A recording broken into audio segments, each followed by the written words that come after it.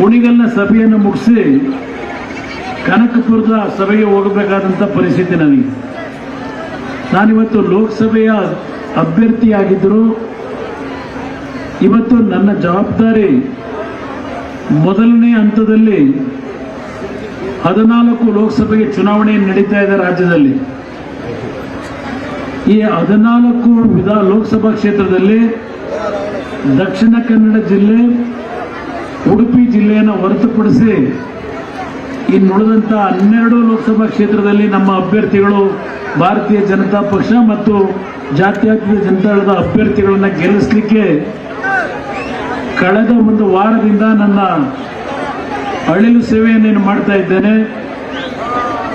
ಈಗಾಗಲೇ 15 ದಿವಸಗಳ ಹಿಂದೆ 3ನೇ ಬಾರಿಗೆ ಹೃದಯದ ಚಿಕಿತ್ಸೆಗೆ ಆಪರೇಷನ್ ಮಾಡಿಸಿಕೊಂಡು ನಿಮ್ಮಂಥ ತಂದೆ ತಾಯಂದಿರ ಶುಭ ಹಾರೈಕೆಯಲ್ಲಿ 2 ದಿನದಲ್ಲಿ ಇವತ್ತು ನಾಡಿನ ಜನತೆಯ ಒಂದು ಮತವನ್ನು ಬೇಡ್ತಕ್ಕಂಥ ಮನವಿಯನ್ನು ಸಲ್ಲಿಸ್ತಕ್ಕಂಥ ಶಕ್ತಿ ನೀವುಗಳು ದೇವರ ಮುಂದೆ ನನ್ನ ಒಂದು ಆರೋಗ್ಯಕ್ಕೆ ಪ್ರಾರ್ಥನೆಯನ್ನು ಸಲ್ಲಿಸಿದಂಥ ಹಿನ್ನೆಲೆಯಲ್ಲಿ ಕೇವಲ 2 ದಿನದಲ್ಲಿ ಸಿದ್ಧನಾಗಿ ಈಗಾಗಲೇ ತುಮಕೂರು, ಚಿಕ್ಕಬಳ್ಳಾಪುರ, ಬೆಂಗಳೂರು ಗ್ರಾಮಾಂತರ ಭಾಗದ, ಮೈಸೂರು ಭಾಗದ ಹಲವಾರು ಸಭೆಗಳಲ್ಲಿ ಭಾಗವಹಿಸಿ ನಿನ್ನೆಯಿಂದ ನನ್ನನ್ನು ಆಯ್ಕೆ ಮಾಡಬೇಕು ಅಂತಕ್ಕಂಥ ಮನವಿಯನ್ನು ಸಲ್ಲಿಸಲಿಕ್ಕೆ ನನ್ನ ತಂದೆ ತಾಯಿಗಳ ಮುಂದೆ ನನ್ನ ಮಂಡ್ಯ ಜಿಲ್ಲೆಯ ಬಂಧುಗಳ ಸಮ್ಮುಖದಲ್ಲಿ ಇವತ್ತು ನಿಂತಿದ್ದೇನೆ. ವಿಶೇಷವಾಗಿ KR ಪೇಟೆಯಲ್ಲಿ ದೇವೇಗೌಡರ ಒಂದು ಸುದೀರ್ಘವಾದ ರಾಜಕಾರಣಕ್ಕೆ ಈ ತಾಲೂಕಿನ ಜನತೆ ದೇವೇಗೌಡರಿಗೆ ಕೊಟ್ಟಿರ್ತಕ್ಕಂಥ ಆ ಗೌರವ, ಒಂದು ಪ್ರೀತಿ, ವಿಶ್ವಾಸ ನಮ್ಮ ಕುಟುಂಬ ಬದುಕಿರೋವರೆಗೆ ನಿಮ್ಮಗಳನ್ನು ನಾವು ಮರೆಯತಕ್ಕಂಥದ್ದು ಸಾಧ್ಯವೇ ಇಲ್ಲ. ಒಂದು ಮಾತನ್ನ ಹೇಳ್ತಾರೆ, 1962 ದೇವೇಗೌಡರು ಪ್ರಥಮವಾಗಿ ವಿಧಾನಸಭೆಗೆ ಆಯ್ಕೆ ಆದಂಥವ್ರು. ಅಲ್ಲಿಂದ ಅವರು ಹೋರಾಟ ಏನು ಪ್ರಾರಂಭ ಮಾಡಿದ್ರು, ಯಾವೊಂದು KRSನ ಜಲಾಶಯದ ವಿಷಯದಲ್ಲಿ ತಮಿಳುನಾಡಿನ ಜೊತೆ ನಮ್ಮ ಒಂದು ದೊಡ್ಡ ಮಟ್ಟದ ವ್ಯಾಜ್ಯ ಏನಿದೆ, ದೇವೇಗೌಡರ ಒಂದು ಹೋರಾಟದ ಫಲಶ್ರುತಿ ಹಾಸನ ಜಿಲ್ಲೆಯಲ್ಲಿ ಹೇಮಾವತಿಯ ಜಲಾಶಯ ನಿರ್ಮಾಣ ಆಯಿತು. ಇವತ್ತು ಹೇಮಾವತಿಯ ಜಲಾಶಯ ನಿರ್ಮಾಣ ಆಗಿದ್ದರಿಂದ KR ಪೇಟೆಯ ಹಲವಾರು ಭಾಗದ ಬರಡು ಭೂಮಿಗೆ ಇವತ್ತು ಹೇಮಾವತಿ ನೀರು ಹರಿಯತಕ್ಕಂಥ ವಿಷಯದಲ್ಲಿ ದೇವೇಗೌಡರು ಕೊಟ್ಟಿರ್ತಕ್ಕಂಥ ಕೊಡುಗೆಯನ್ನು KR ಪೇಟೆಯ ನನ್ನ ಹಿರಿಯ ತಂದೆ ತಾಯಂದಿರು ಇವತ್ತೂ ಸಹ ಸ್ಮರಿಸಿಕೊಳ್ಳುತ್ತೇನಿದೆ. ಅವರ ಒಂದು ದುಡಿಮೆಯನ್ನ, ಅವರು ಈ ಒಂದು KR ಪೇಟೆಗೆ ಕೊಟ್ಟಿರ್ತಕ್ಕಂಥ ಹೋರಾಟದ ಶಕ್ತಿಯನ್ನ ನಮ್ಮಗಳಿಗೆ ನೀವು ಪ್ರೀತಿಯನ್ನು ತೋರಿಸ್ತಾ ಇರ್ತಕ್ಕಂಥದ್ದು. ನಮಗಿಂತ ಹೆಚ್ಚಾಗಿ ದೇವೇಗೌಡರ ಬಗ್ಗೆ ಇವತ್ತು KR ಪೇಟೆಯ ಜನತೆ ನೀವೇ ಪ್ರೀತಿ ವಿಶ್ವಾಸ ಇಟ್ಟಿದ್ದೀರಿ. ಅದರ ಪ್ರತಿಫಲ ಇವತ್ತು ನಾವು ಬಂದಾಗ ನಿಮ್ಮ ಕುಟುಂಬದ ಮಕ್ಕಳು ಬಂದಿದ್ದೇವೆ ಅಂತಕ್ಕಂಥ ರೀತಿಯಲ್ಲಿ ಪ್ರೀತಿಸ್ತೀರಿ. ಈಗಾಗಲೇ ವಿಜಯೇಂದ್ರ ಅವರು ಹೇಳಿದ್ರು, ಕಾಂಗ್ರೆಸ್ ಸರ್ಕಾರ ಅಧಿಕಾರಕ್ಕೆ ಬಂದ ನಂತರ ನಮ್ಮ ರೈತರ ಬದುಕೇನಾಗಿದೆ. ಇವತ್ತು ಮಂಡ್ಯ ಜಿಲ್ಲೆಯಲ್ಲಿ ಬಹುಶಃ 98 ಅಡಿ ನೀರಿರ್ತಕ್ಕಂಥ KRS ಜಲಾಶಯದಲ್ಲಿ ಇಂಥ ಒಂದು ಸನ್ನಿವೇಶದಲ್ಲಿ ಹಿಂದೆ ಯಾವುದೇ ಸರ್ಕಾರಗಳು ನಮ್ಮ ರೈತ ಬಂಧುಗಳಿಗೆ ಭತ್ತ ನಾಟಿ ಮಾಡಬೇಡಿ ಅಂತ ಎಂದೂ ಹೇಳಿರಲಿಲ್ಲ.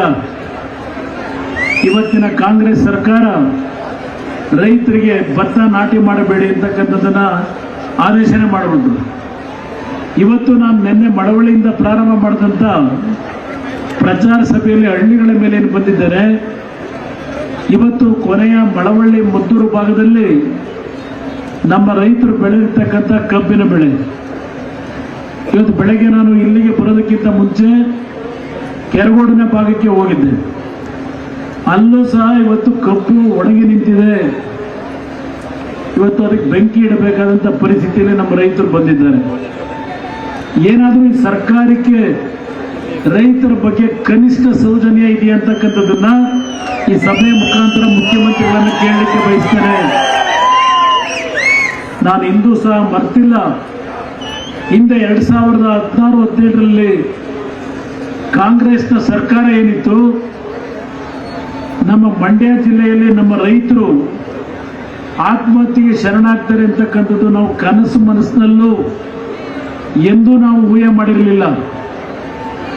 ಯಾವೊಂದು ಸಕ್ಕರೆ ನಾಡು, ಹಸಿರು ನಾಡು ಅಂತಕ್ಕಂಥ ರಾಜ್ಯದಲ್ಲಿ ಒಂದು ಹೆಸರುವಾಸಿಯಾಗಿರ್ತಕ್ಕಂಥ ಮಂಡ್ಯ ಜಿಲ್ಲೆಯಲ್ಲಿ ಹಿಂದೆ ಇದ್ದಂಥ ಕಾಂಗ್ರೆಸ್ ಸರ್ಕಾರದಲ್ಲಿ ಒಬ್ಬ ರೈತರು ಸಾಲಗಾರರಾಗಿ ಅವರೇ ಬೆಳೆದಂಥ ಕಬ್ಬಿನ ಗದ್ದೆಗೆ ಬೆಂಕಿ ಇಟ್ಟು ಆ ಬೆಂಕಿಯಲ್ಲಿ ಆತ್ಮಹತ್ಯೆಯನ್ನು ಮಾಡ್ಕೊಂಡಂತ ಒಂದು ಘಟನೆ ಪ್ರಾರಂಭ ಆಯಿತು 2017ರಲ್ಲಿ. ಅವರು ತೀರ್ಕೊಂಡೋದ ಒಂದು ವಾರವಾದರೂ ಸರ್ಕಾರ ಬರಲಿಲ್ಲ ಆ ರೈತನಿಗೆ ಸಾಂತ್ವನ ಹೇಳಲಿಕ್ಕೆ. ಅವತ್ತು ರೈತರ ಕುಟುಂಬಕ್ಕೆ ಭೇಟಿ ಕೊಟ್ಟು ಪ್ರಥಮವಾಗಿ ಸಾಂತ್ವನವನ್ನು ಹೇಳಿದಂಥವರು ನೀವು ಬೆಳೆಸಿರ್ತಕ್ಕಂಥ ನಿಮ್ಮ ಮಣ್ಣಿನ ಮಗ ಅಂತ ಏನು ಕರಿತೀರಿ ಸನ್ಮಾನ್ಯ ದೇವೇಗೌಡರು ಅಂತಕ್ಕಂಥದ್ದನ್ನ ಇವತ್ತು ನಾನು ಸ್ಮರಿಸ್ಕೊಳ್ಳಿಕ್ಕೆ ಬಯಸ್ತೇನೆ. ಪಾಪ ಕಾಂಗ್ರೆಸ್ನ ನಮ್ಮ ಹಳೆ ಸ್ನೇಹಿತರುಗಳು, ನಾನು ಅವರ ಹೆಸರುಗಳನ್ನು ಹೇಳಲಿಕ್ಕೆ ಹೋಗೋದಿಲ್ಲ, ಕುಮಾರಸ್ವಾಮಿ ಮಂಡ್ಯಗೆ ಕೊಟ್ಟಿರೋ ಕೊಡುಗೆ ಏನು ಅಂತಕ್ಕಂಥದ್ದನ್ನ ಕೇಳುತ್ತಾರೆ.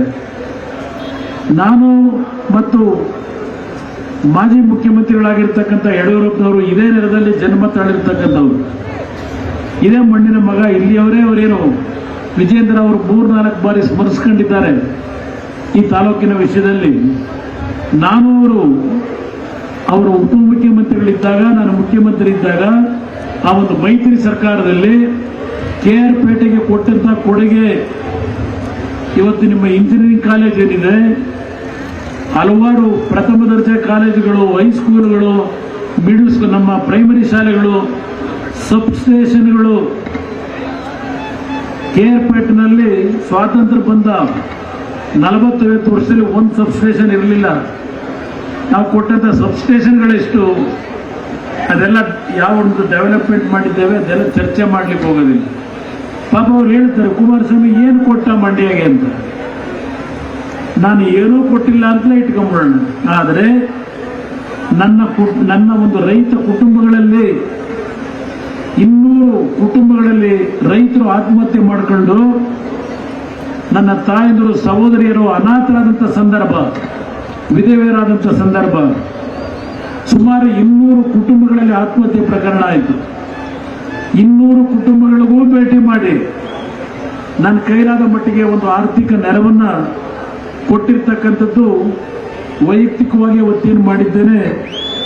ಈ ಜನತೆಯ ಒಂದು ಕಷ್ಟಗಳಿಗೆ ಸ್ಪಂದಿಸತಕ್ಕಂಥವನು ಇವತ್ತು ನಾನು ಅಂತಕ್ಕಂಥದನ್ನ ನನ್ನ ಹೃದಯದಲ್ಲಿ ಇಟ್ಕೊಂಡಿದ್ದೇನೆ. ಪ್ರಚಾರ ತಗೊಳ್ಳಿಕ್ಕೆ ಹೋಗಿಲ್ಲ ನಾನು. ಕನ್ನಡಿಗರ ನೆಚ್ಚಿನ ನ್ಯೂಸ್ 18 ಕನ್ನಡ ಈಗ ವಾಟ್ಸ್ಆಪ್ನಲ್ಲೂ ಲಭ್ಯ. ಕರ್ನಾಟಕ, ದೇಶ ವಿದೇಶಗಳ 360 ಡಿಗ್ರಿ ಸುದ್ದಿಯ ವಿವರಗಳನ್ನ ನಿಮ್ಮ ಕೈ ಬೆಳುಗಳಲ್ಲೇ ಪಡಿಲಿಕ್ಕೆ ಈ QR ಕೋಡ್ ಅನ್ನ ಸ್ಕ್ಯಾನ್ ಮಾಡಿ, ನಮ್ಮ ಚಾನಲ್ ಫಾಲೋ ಮಾಡಿ, ನೋಟಿಫಿಕೇಶನ್ ಆನ್ ಮಾಡಿ.